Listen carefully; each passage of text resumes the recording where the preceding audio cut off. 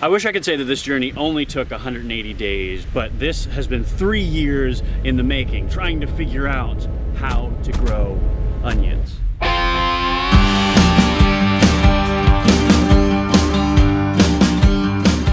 And the unfortunate thing is it's not just onions that we're trying to grow. We're trying to grow all of our own food, from raising animals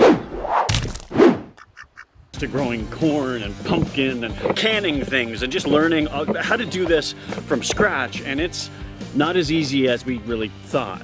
So both Nicole and I grew up in households where we were blessed with our mothers actually teaching us how to cook and how to do things. And so we sort of got that gene in how to try to do certain things. However, growing things from scratch is not something we knew how to do. Before I show you our big garden, which I must say it looks quite good this year, surprisingly, I'm going to show you our former garden, one that we started with 3 years ago, and you might notice it looks pretty different. If you have been following us for a while, you might notice this little garden shed. And this, now where a camper and a little awning sit, is where our garden used to be, where we failed very, very bad 3 years ago. This is my garden. Is my fly down? Nope. Okay. So this now is my sister's camper. We don't grow anything here anymore, and the reason that we did grow here was because it was my grandmother's garden. It was her historic garden that she had for years, because this is our old cabin, our old camp, and we loved it. I wanted to, as an homage to her, I wanted to grow a garden in her old garden. It hadn't been tilled, it hadn't been taken care of in years, so I figured I'd try something. So that something was borrow a tiller from a neighbor, till it up as best I knew how, and then throw some things in the ground. Honestly, I figured you just throw stuff in the ground and stuff is gonna grow-ish, kinda. And it wasn't until later in the season that I realized you really need to do things like weeding and watering, which, quite frankly, we didn't do. So that year we didn't even try onions. It wasn't even on our minds that we could grow something like an onion. We had read that it's difficult, it takes a long time for them to grow, so we didn't even bother. Other than a handful of potatoes and a handful of beans, we honestly didn't grow anything there. But that brings me to this garden. This is our second year garden that is now growing stuff in it. It's growing very well.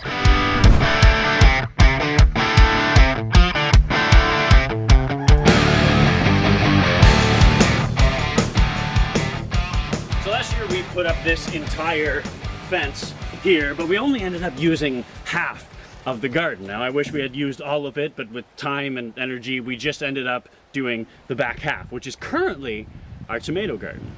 I would never say that I'm an excellent gardener or even call myself a gardener really at all. We've been trying to figure this out for a few years and we've been able to grow a few things. But this year I'm pretty excited to have, you see that, a few tomatoes that are growing in here and are actually growing quite well. But this was our second year garden. This is where everything was housed, and then the unexpected really happened. Our garden has kind of become this mishmash of just stuff. The biggest things are the tomatoes and now this zucchini plant that honestly we probably shouldn't have just let go. We called it a zucchini, but we had no idea what this thing was. It just kind of grew and took over our garden. We hadn't even planted it. Hi, Bee. So this thing is kind of taken over the garden where the carrots were. I think it might be a pumpkin. It looks like a pumpkin or some type of squash gourd. It's taken over. It got planted by accident. We definitely didn't plant a pumpkin right here. That would be ridiculous. But I'm hoping we just kind of left it instead of picking it, left it. It's growing stuff. There's some flowers. I don't know if any of them will come to bear fruit. There's one over here. Is it bearing fruit? Little, but Yeah. look, this one too. Oh, there's a couple of them. Yeah. So there's a couple here. I don't know, can you zoom in on There's a couple here we might be able to have soon. I don't know what that is, but it's massive already. Look, in just a couple days, it's bigger than, I don't know, probably 2 or 3 of my fists. It's huge. What is that thing? See, this garden was, tomatoes everywhere. This garden was full of everything. We started actually having pigs in it, and we figured, you know what? Pig manure would be really good for a garden. So we threw our garden here and thought we could grow things, and what happened was we had a pumpkin take over our entire garden. And by take over our entire garden, I mean take over our entire garden. We were growing everything from peas to beans to tomatoes, and this pumpkin, which we didn't know what it was at first because it must have come from pigs who had pooped it out, or chickens who, something that we had fed to either the pigs or the chickens, and it just kept growing. Our only experience with growing things was absolute failure the year before, so having this grow and knowing it was some sort of vegetable, fruit, whatever, we just kind of let it happen. We wanted to let it grow, so we did. And it took over the entire garden, which isn't necessarily a bad thing, because I think we still have a couple of cans of pumpkin. Actually, let's go check. Pumpkin, honey, soup, beans, pickles. I turned myself into a pickle, Morty! Pumpkin. So pumpkin is for not knowing how to grow anything and being able to grow 2 pumpkins just out of nowhere that we didn't even plant. Oh. It is a little bit dumb, yeah. That was weird. Oh look, there's even a couple of them. There's a few that we use in just about everything. And Nicole is in charge of putting in the food, stuff like that. She bakes it into bread, she'll bake it into random things, just cook it into stuff. She's in charge of all the cooking. By now you're probably asking yourself, wasn't this video about onions? What the heck is he talking about pumpkins for? And I think they're all kind of intertwined, and now I'll show you our big garden, where we have been successful this year. And here she is. Now I know it's not crazy beautiful like some people's gardens are growing up flowers everywhere. I mean, there are some flowers, and there are, look,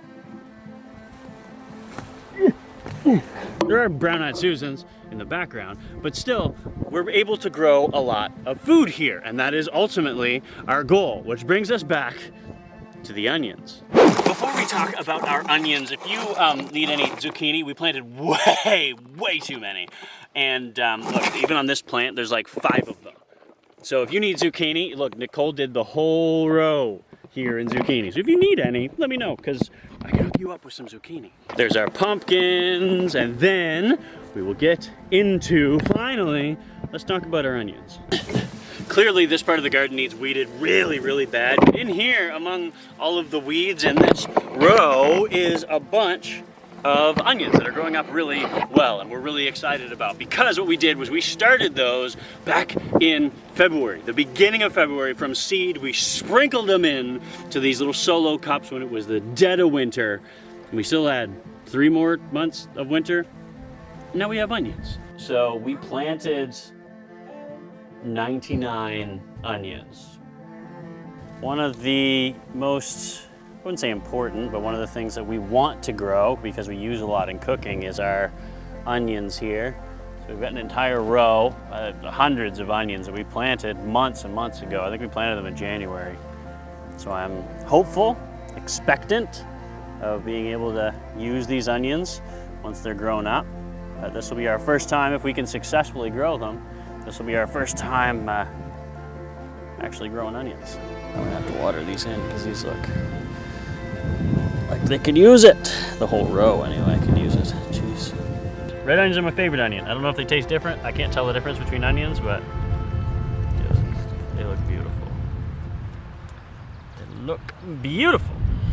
Onions are one of those things that everybody uses. You don't really think about how much you use onion and garlic, and like we use it in just about every meal. So of course we want to have as many onions as we can grow, but time, space, energy, as you can see, there's a lot of weeds that need to be taken care of right now. Like now they need to be taken care of. So it just takes a lot of time. And having that time and dedicating that effort into taking care of these things is not something that everybody can have the ability to do. So we started doing these onions back in February, and we were really excited because they started growing these wee little, well, they're onion greens here. They started growing their wee little onion greens, and we were so excited to have a ton of them. And then we realized that the 99, because we had 99 solo cups, no, we had 30 solo cups, and we planted 3 in each cup. We quickly realized that 99 just wasn't going to be enough. We were hopeful that 99 would be enough, and we were like, honestly, we didn't have enough space in our shelf where we had planted them, so we didn't have room for them. So we ended up taking a few more. I think it was about a month later that I started sprinkling a few more seeds onto those cups in hopes of growing some more, which is probably why the top of this row, all the onions up here, are growing really well, and then the onions at the bottom aren't growing as well. Probably younger onion, I don't know. But regardless, we're growing a bunch of onions.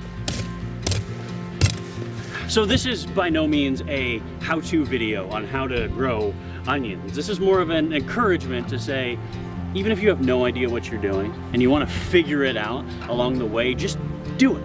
Just do so. Try to figure it out. Try to plant a few. If you live in an apartment and you don't have much space to do stuff like this, just try it. Try a little planter box, because everybody should be able to afford and have food, period. Everybody should be able to afford food. And yes, it takes a little bit of time and sometimes a little bit of money. But what I've noticed in the last few years dealing with people who work in agriculture is that people who work in agriculture and on farms and with animals and with food and love people and feeding people. So ask them questions. Try to figure out from them how they do it. We have a farm that's just a few minutes from here, and we ask them questions all the time, and they're more than willing to even show us how to do things. And they don't see us as competition. They see us as friends who also want to grow food and feed their community. And that is what we want to do. We want to grow food and to feed our community.